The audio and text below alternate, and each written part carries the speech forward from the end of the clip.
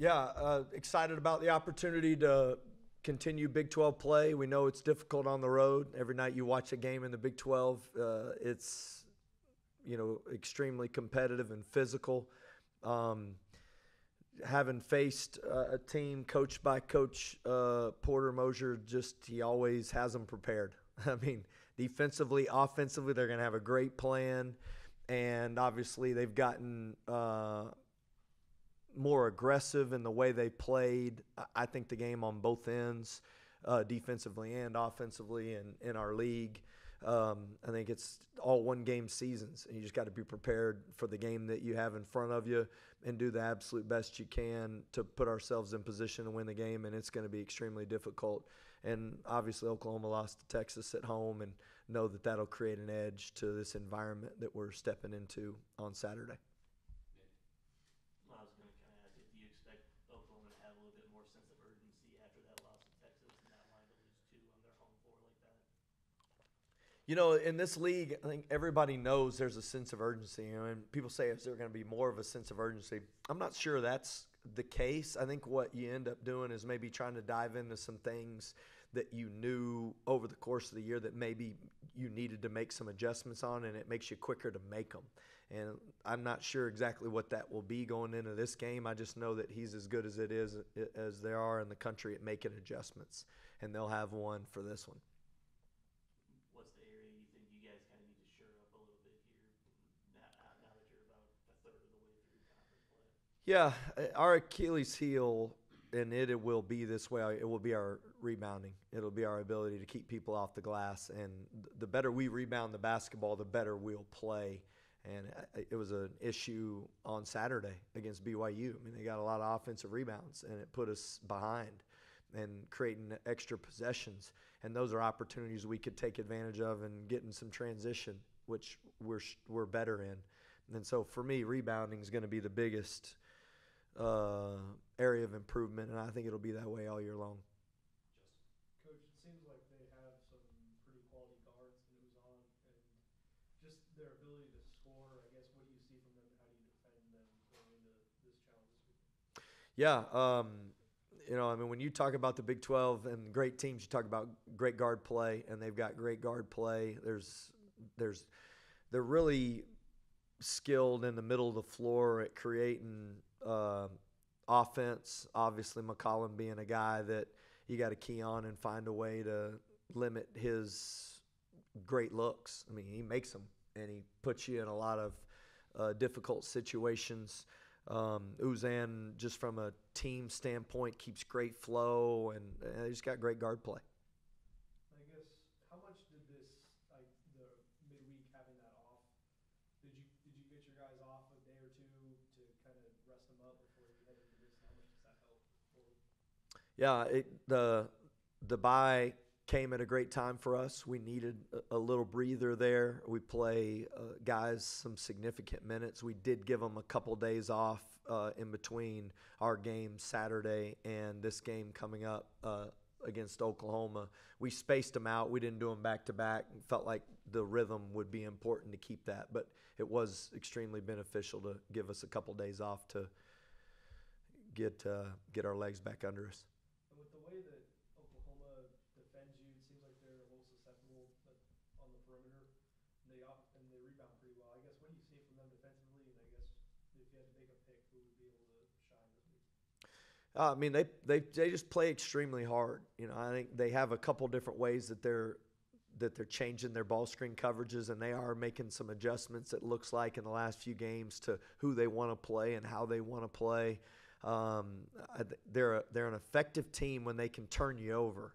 I think early in league, in non-conference, they did a good job of kind of creating advantages in transition by being disruptive. In league play, they haven't been as disruptive. I could see this being a point of emphasis for them, making it difficult for us to move the basketball, trying to be more aggressive in their coverages, just anticipating them coming out and getting after it and really competing. Coach, how do you get out to better starts? The past couple of games, you guys have fallen behind double digits early. How do you not let that happen again?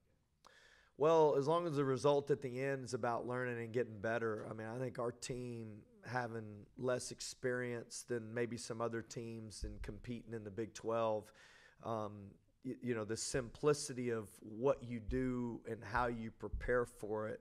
I've got to do a better job as the coach, just making sure we're clear on what we want to get. But honestly, some of it's just, I think, figuring out, we're getting their best shot early. And then as the game goes on, I think it's difficult to keep up with the guys that we have in space. And how do you guard different people shooting the basketball and where they are on the floor? And I think early in the game, teams are ramped up at a pretty high level, and you're getting their best. And honestly, I think we're a team that over the course of 40 minutes, we're at our best when we're keep the ball moving, and people have to keep up with what we're trying to do.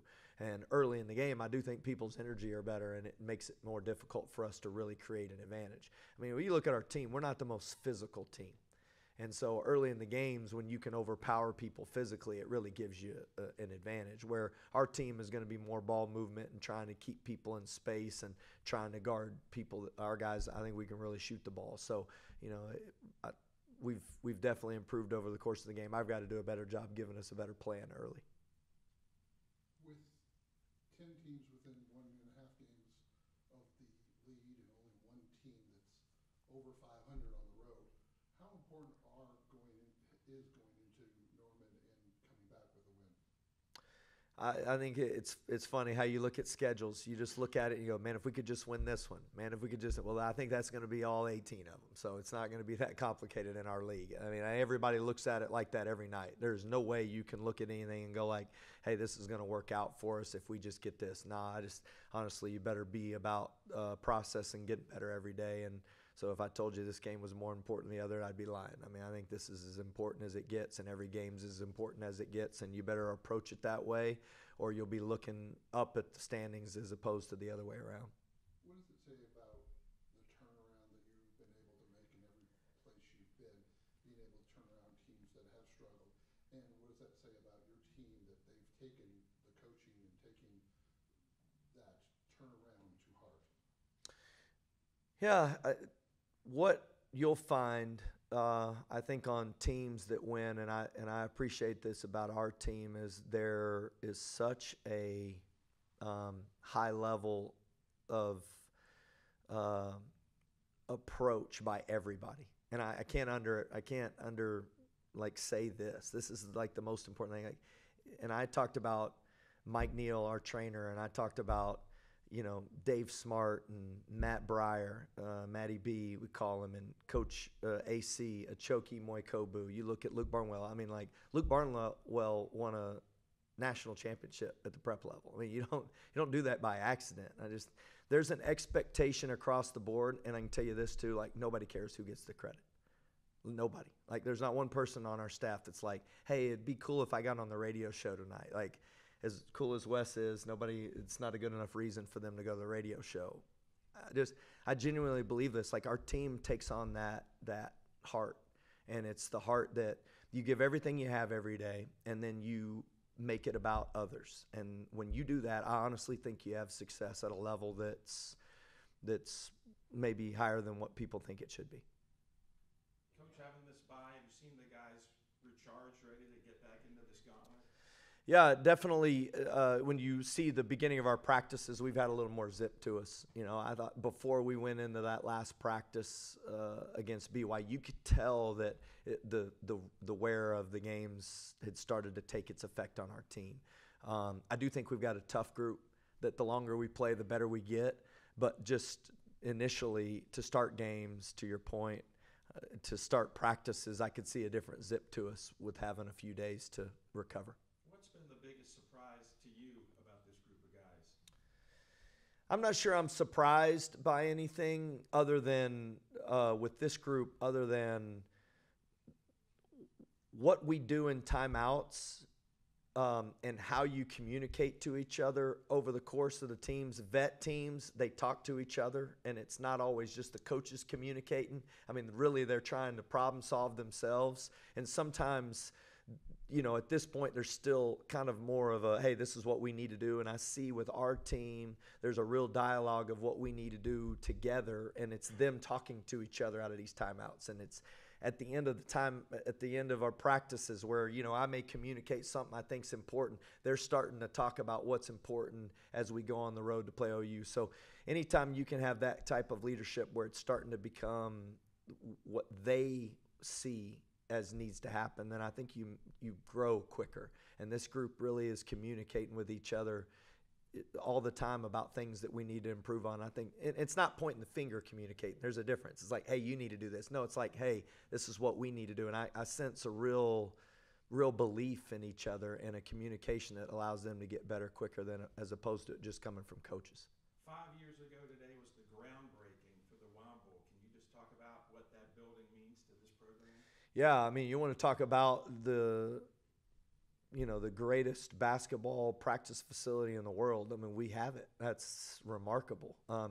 Because we're going on the road and you don't always get to practice in the venue that you want to play in. So let's take Oklahoma, for example. The night before, I think they have a gymnastics meet in there, which they have a great gymnastics program. So, yes. But we're not going to get to shoot in their facility. So we talked about possibly going to the Thunder practice facility to be able to shoot around. And it's funny because when you communicate, like, this is one of the nicest NBA, but like you talk to other people, and it's funny, they'll say, but it's not nicer than yours. So, I mean, that's what we're blessed to be a part of, is just to have the greatest practice facility you can have in the country. And I know our guys appreciate it, and we're really thankful for it. And it's a tremendous advantage.